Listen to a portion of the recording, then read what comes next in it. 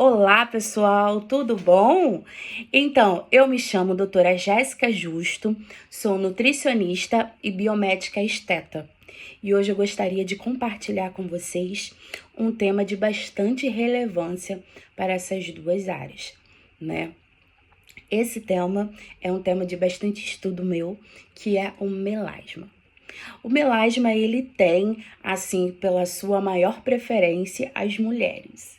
Isso, mas acontece também em homens. E nós vamos entender por que isso tudo e como isso acontece.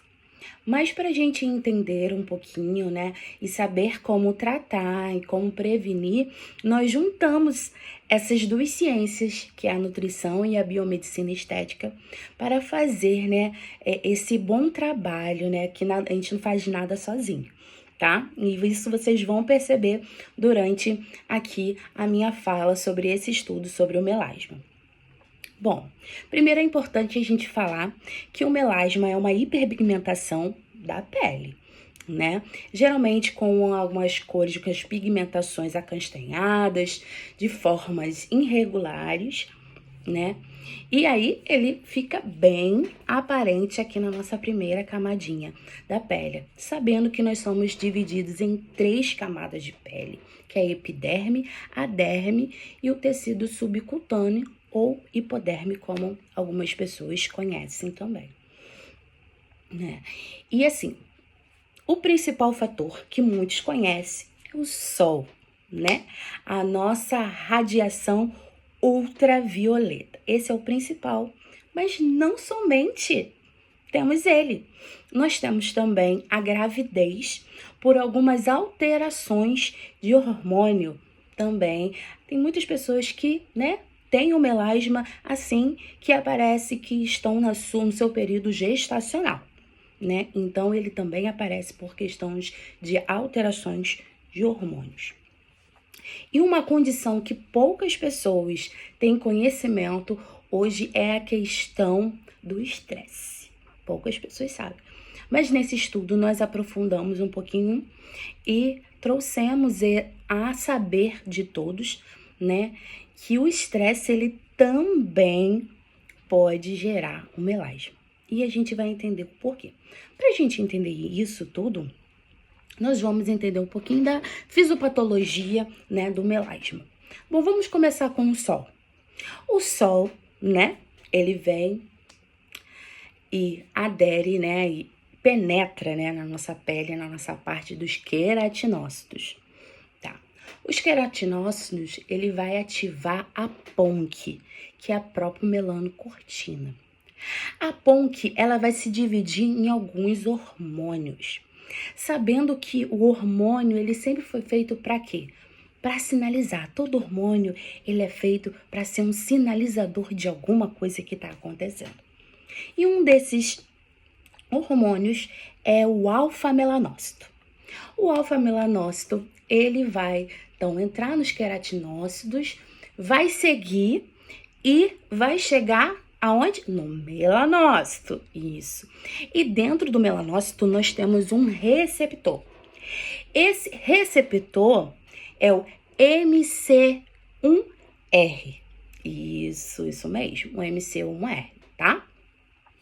Dentro do MC1R, nós temos uma ativação que acontece pela via de ATP, né, que é o aumento do ATP, vai gerar o AMP cíclico, e o AMP cíclico, ele vai ativar o MIT-F, isso. Então, até aí você conseguiu compreender, né, que existe toda uma cascata de receptores para ativar toda essa parte. Chegando no MIT-F, ele vai ativar uma enzima que é chamada tirosinase. A tirosinase vai ativar a tirosina e a tirosina vai ativar a eumelanina e a felmelanina. Bom, A eumelanina, ela tem uma cor mais amarelada ou mais esbranquiçada. Às vezes a gente vê umas manchinhas brancas, então pode ser ativação, tá, da eumelanina. A felmelanina é que geralmente faz a ativação de todo o melasma, tá bom? Entenderam? Compreenderam essa parte? Mas algo muito importante que nós precisamos falar é que você falasse, nossa, Jéssica, a gente falou de toda essa cascata, né, da PONC, da eumelanina, felmelanina, das ativações dos receptores. É importante nós sabermos também que ali ainda no melanócito, mesmo sendo eumelanina ou felmelanina, se ela não sai daí e volta, né, para os queratinócitos, ela não tem ação. Ali dentro, ela não faz ação nenhuma. E uma vitamina muito importante que a gente pode quebrar essa clivação, né? A gente pode, essa produção, né? Pode haver essa clivação, essa quebra, entendeu? De passar para os queratinócitos, é uma vitamina chamada vitamina B3. Isso, a vitamina do complexo B, né? Só que muitas das pessoas, elas têm alguns receios, porque a vitamina B3, né, o ácido nicotínico, ele, em alta concentração, ele pode dar uns flashes cutâneos que deixa a parte avermelhada, geralmente no rosto, mas pode acontecer também no corpo, tá? As pessoas sentem uma queimação, um calor, mas nada que demore muito tempo. Coisas mais ou menos de 1 hora.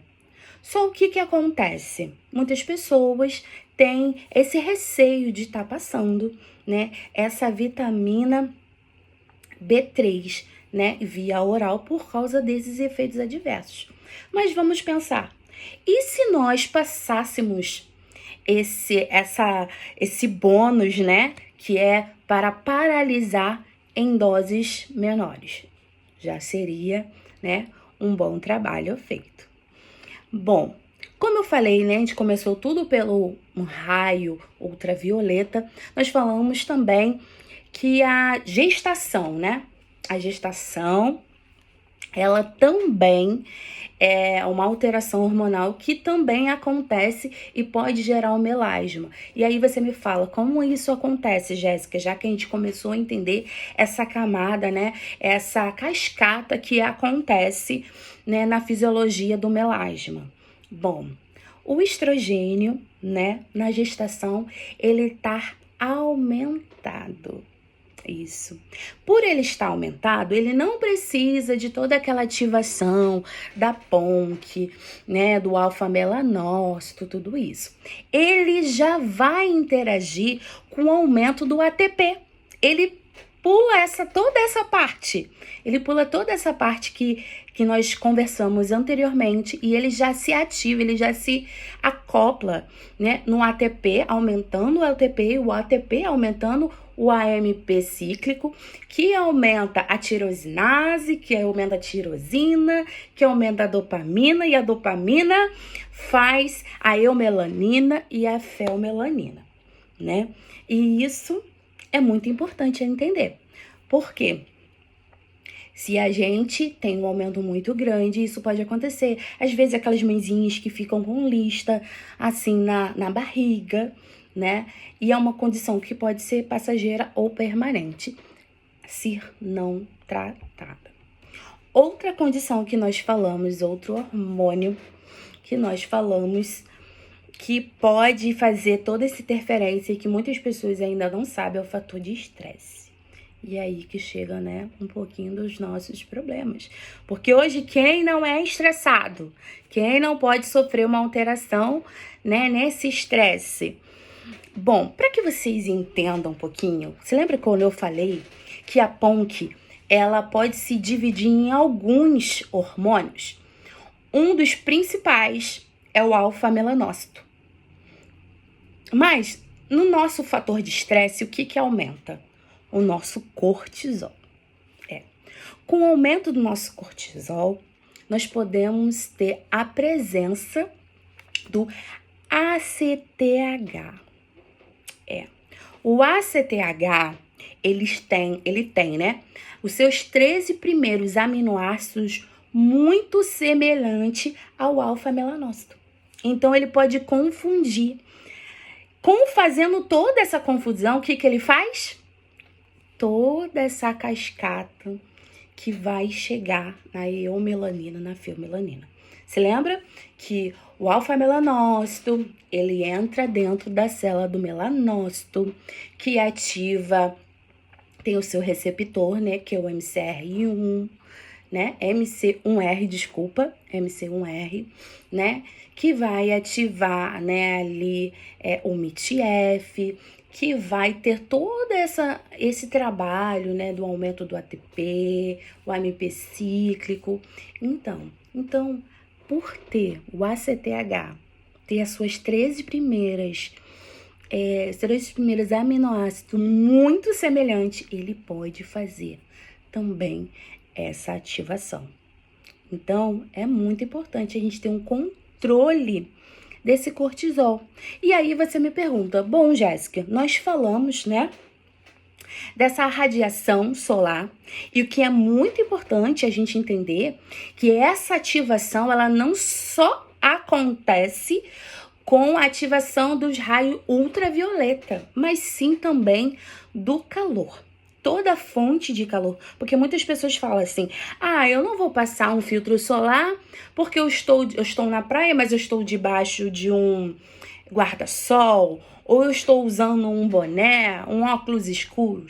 Não, toda a sensação de calor, de presença de calor, vai fazer a ativação de toda essa cascata. Então, por isso que é muito importante todos os tratamentos que nós vamos falar a partir de agora. Então, doutora, qual é a forma que a gente pode intervir, tratar, né? E nós temos diversas. Vamos começar com a nutrição. É sempre importante, nesse caso, né, do melasma, termos uma dieta hipoglicídia, com baixa de açúcar, porque esse fator de estresse do aumento do cortisol, então é interessante a gente ter essa baixa no açúcar. Também é muito importante a gente fazer uma suplementação rica em antioxidante. E quais são os melhores? Vitamina C e resveratrol. Agora tem uma outra suplementação que é muito boa, que é a suplementação em glutationa, tá? Mas como que a gente vai fazer essa suplementação? Porque glutationa boa mesmo é a via venosa, né? Ou por supositório. Mas a glutationa é feita de 3 aminoácidos bastante conhecidos, né? Aqui de vocês, que é a glutamina, a glicina e a cisteína. Mas como nós vamos prescrever a cisteína? Em forma de NAC. Mas a gente tem que entender, saber que para o nosso paciente, para ter essa ativação, né, legal, né, boa, ter essa absorção boa, né, desses 3 aminoácidos, né, para formar essa parte desse suplemento, teremos que também fazer uma suplementação boa. O paciente tem que estar bom de quê? De B12. O ideal para o paciente estar naquela faixa boa é de 800. Caso ele não esteja, seria interessante que a gente tivesse também uma suplementação também de B12. Então, nós já falamos da vitamina B3, né? E por que dessa suplementação da glutationa ou desses 3 aminoácidos, tá? Porque esses 3 aminoácidos, né, a glutationa em si, ela faz um impedimento ali na tirosinase, tá? Se lembra que a tirosinase, ela forma em tirosina e vai transformar, né, e eumelanina e fenmelanina? Se a gente parar ali também com esses 3 aminoácidos, a gente também não faz a replicação do melasma, tá? E agora, quais são os outros tipos de tratamento que a gente pode usar na estética? Bom, além do nosso protetor solar, que é muito importante, que a gente já viu a importância dele, não só na presença do raio né, ultravioleta, mas temos também a presença de luz visível. Essa que hoje eu falo com você, que é nos celulares, computadores, né, as lâmpadas de casa, tudo que hoje envolve. Muitas pessoas falam, nossa, mas eu nem tenho tanto contato com o sol, eu só trabalho no escritório. E tem ativação do melasma. Isso, a luz visível também pode estar ocasionando isso. Então, a proteção do protetor solar, né? Também temos microagulhamento na medição correta, temos os lasers, temos também a presença também de ácidos também, né, com os famosos peelings, e isso é tudo muito importante. Então, essa integração da nutrição com a biomedicina, né, dos eventos, das coisas que vão acontecer, porque nada é bom sozinho. Tudo é muito bom quando ele é acompanhado. Então, se nós tivermos uma alimentação equilibrada, uma alimentação boa ou uma suplementação, o que poder suplementar? Porque quando nós entendemos agora um pouco, né, dessa fisiologia, o que acontece, quem desencadeia o que, como, né, teve toda essa fisiologia que nós podemos explicar hoje, um pouquinho, né, para vocês. Então, a gente começa a saber aonde intervir, com quem intervir e por que intervir, né? Então, eu espero que vocês, assim, tenham entendido, tenham conseguido compreender a importância, né, dessas duas ciências que são para a vida. Porque hoje tem tanto artigos falando da influência, né, do melasma na baixa qualidade de vida das mulheres que ficam às vezes com depressão, né, com outras síndromes, né, por causa de sentir com a baixa autoestima, feia. E hoje nós temos diversos tratamentos para que a gente possa ter uma qualidade boa, para que a gente possa ter uma melhora dessa patologia que é o melasma. Então, eu deixo aqui todo o meu carinho e espero que tenha mais novidades, né, para vocês sempre podendo se aprimorar. Hoje nós falamos um pouquinho do melasma e suas intervenções.